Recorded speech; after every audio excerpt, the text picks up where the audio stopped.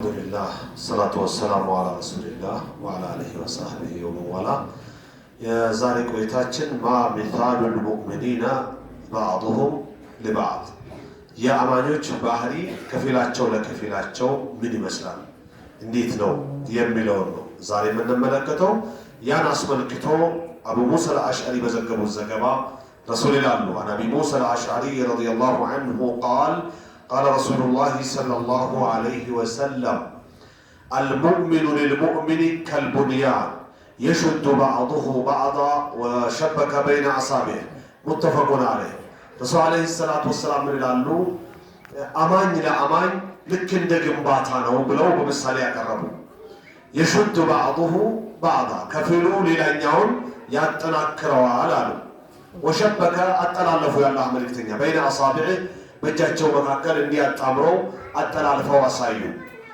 እንደ ምሳሌ ብንወስድ አንድ ቤት እንዲሆን ብሎኬት ያስፈልገዋል ፌሮ ያስፈልገዋል እንጨት ማገር ወራጅ የተለያየ ቋሚ ያስፈልገዋል እና ሲሚንቶ ያስፈልገዋል የተለያዩ ማቴሪያሎች ተደምረው ነው በር ያስፈልገዋል መቃን ያስፈልገዋል የሚሸከመው እንደ ስፋቱና ብዛቱ ምሰሶ ያስፈልገዋል የተለያዩ ነገሮች ተደምረው ነው አንድ ላይ ተያይዞ ምን የሚሆኑት ቤት የሚሆኑት ማለት ነው ልክ እኔ አንተ እኛ እናንተ ሙስሊምና ሙስሊም አማኝና አማኝ ልክ እንደ ቤት ነው ሲሉ ረሱል አለይሂ ሰላቱ ወሰለም በሚገርም እየገለጹልን ነው ማለት ነው ስለዚህ ደካማው ጠንካራው ያወቀው ያላወቀው ያረሰው የነገደው በትምህርት የተሰማራው በስልጣን ላይ ያለው ገዢ ተገዢው ሁሉም ለፖለቲካ ጊዜ የሰጠው ሁሉም እርስ በርሱ ልክ እንደ አንድ ቤት ነው አሉ ረሱል አለይሂ ሰላቱ ወሰለም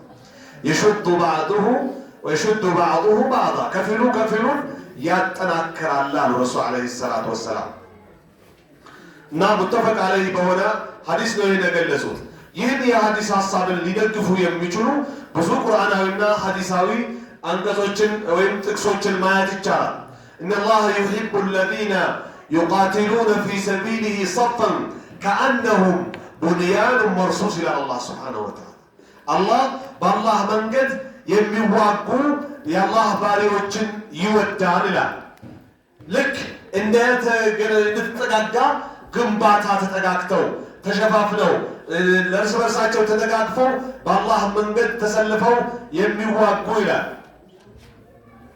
كأنهم بنيان مرصوص ልክ የተጠጋጋ ግንብ መስለው ወይም ግንባታ መስለው ይላል እና በሌላም ብዙ ብለዋል ካለባቸው መካከል ረሱል አለይሂ ሰላቱ ወሰለም ሙእሚን ልክ እንደ አንድ ሰውነት ነው ይላሉ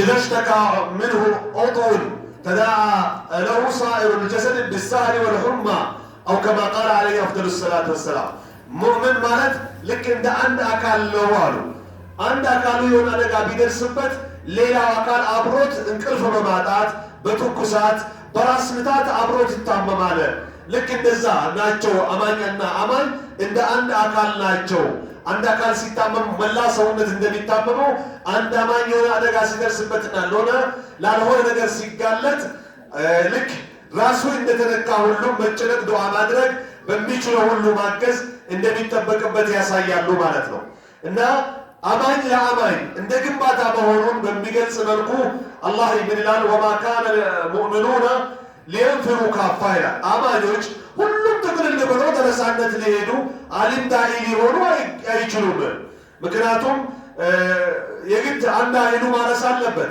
ሌላኛው መነገድ አለበት ሌላኛው መማር አለበት ሌላኛው ደግሞ ምን ማድረግ አለበት ስለዚህ በበለጠ ተምሮ ለኡማ የሚጠቅም ሰው መሆን አለበት ያ እንዲሆን ግን ሁሉም በአንድ ሊሆን አይችልምና ፈለውላ ነፈረ ይላል ምን አለ ይወስን ቡድኖች በኖሩ من كل فرقة كሁሉም ቡድን كሁሉም ጎሳ كሁሉም ብሔር كሁሉም አካባቢ منهم طائفة ليتفقهوا في الدين ከነሱ የተወሰኑ ቡድኖች ወጣ ብለው ሄደው እውቀት ተገንዝበው እንዲገኙና ليتفقهوا في الدين ከዛም ولينذروا قومهم ተመልሰው ወገኖቻቸውን እንዲያስጠነቅቁ ባወቁት እውቀት በጥሩ እንዲያዙ ከመጥፎ እንዲከለክሉ ይላል ከነካንተም ከኛ ከናንተ ይሄን ማመቻቸት ይጠበቃል የሆነበት በነፃነት የሚማርበት ቦታ ወይም ሴንተር መኖር አለበት። መድረሳ፣ መርከዝ፣ መስጂድ መኖር አለበት። የሚማሩ አካሎች መኖር አለባቸው። ያንን ውጣ ውረድ ስፖንሰር የሚሆን ፈንድሬዚንግ የሚያመቻች ወጪ የሚሸፍን ባለሀብት መኖር አለበት። ገበሬ። ይህ ሲጠጋገን ነው እስላምን ይበልጥ መርዳትና ማቆየት መጥቀም የሚቻለው ማለት ነው። ይላል አላህ ሱብሓነሁ ወተዓላ ወልተኩም ሚንኩም ኡማ፣ ከእናንተ ቡድኖች ህዝቦች መኖር አለባቸው ይላል። የድዑነ ኢለል ኸይር፣ ወደ መልካም የሚጋብዙ የሚሰብኩ የሚጣሩ የተወሰኑ ቡድኖች ከእናንተ መምረት አለባቸው፣ መዘጋጀት መቻል አለባቸው፣ መኖር አለባቸው ይላል። የሁሉንም ኃላፊነት ሊወጡ ማለት ነው። የሁሉም እንዳይጠየቅ ለማድረግ የተወሰኑ የእውቀት ባለሙያዎች ሊኖሩ ይገባል። ያእሙሩነ ቢልማዕሩፍ ይላል አላህ፣ በመልካም የሚያዙ ወየንሀውነ ዐኒል ሙንከር፣ ከውግዝ ተግባር ካልሆነ ስነ ምግባር ካልሆነ ስራ የሚያግዱ የሚከለክሉ፣ ተው ይሄ ወንጀል ነው፣ ይሄ ሐራም ነው እያሉ በየሰዓቱ ፋሽን ያፈራው ወይም መገናኛ አውታር ያፈላውን ወንጀል የሚከላከሉ የዕልም ባለሙያዎች ቁርአን ሐዲስን አውቀው የሚያስገነዝቡ ሀይ የሚሉ ሐራም ነው ሐላል ነው ብለው የሚለዩ ከእናንተ ውስጥ መኖር አለባቸው። ግድ ነው። ተወያዩ፣ ተናበቡ፣ አውጡ፣ አስተምሩ፣ ተማሩ እያለ ነው አላህ ሱብሓነሁ ወተዓላ።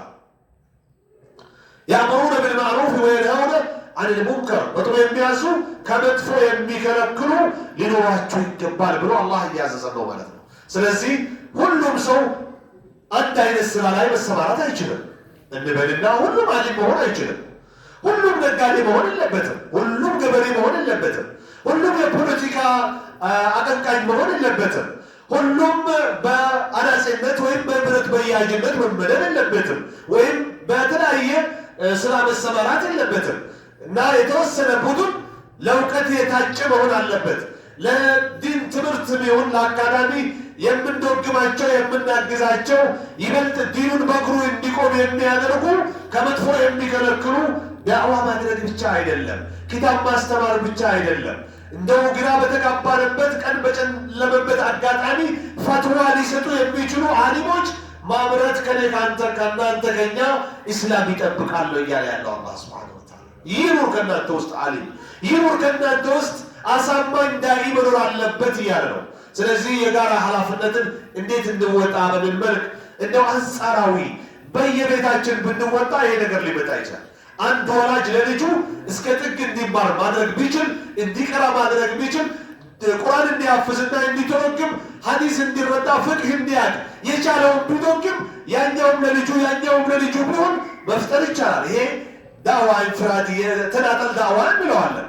ነገር ግን የጋራ አንድ ቦታ ላይ ሰብሰብ ተደርገው የሚማሩበትን እድል ማመቻቸት እና ብቁ ብቃት ያለው አካል መፍጠር እና ሁኔታዎችን ማመቻቸት፣ ተማሪዎችን አዘጋጅተው እንዲበቁ ማድረግ የጋራ ኃላፊነት ነው። በስልጣን ያለንም፣ በአገር መሪነት ያለንም፣ በንግድ ያለንም፣ በግብርና ያለንም። ስለዚህ በሁሉም የስራ ሙያ ሰው ያስፈልጋል። ለሁሉም ተደጋግፎ ነው ሙእምን ከፊሉን ሊያጠናክር የሚችለው። ነጋዴ ገበሬ ከሌለ መንቀሳቀስ የለ ይባል። አሊም ዳኢ ከሌለ ሐላል ሐራም መለየት የለ። ሁሉም ያስፈልጋል። ስለ ፖለቲካው የሚያውቅ ከሌለ ከዛ የሚመጣውን ማዕበል የሚከላከለው አይኖርም። ስለዚህ በሁሉም ለሁሉም ከሁሉም ይጠበቃል ነው እየተባለ ያለው። እንደ ኢስላም ሆነን ለመገኘት የሚበቃ ሰው አላህ ያድርገን። እናንተንም በሰማችሁት ብትጠቀሙ እኔንም ባሰማኋችሁ እያልኩኝ ወሰለላሁ ወሰለም ዐላ ነቢይና ሙሐመድ ወዐላ አሊሂ ወሰሕቢሂ ወሰለም።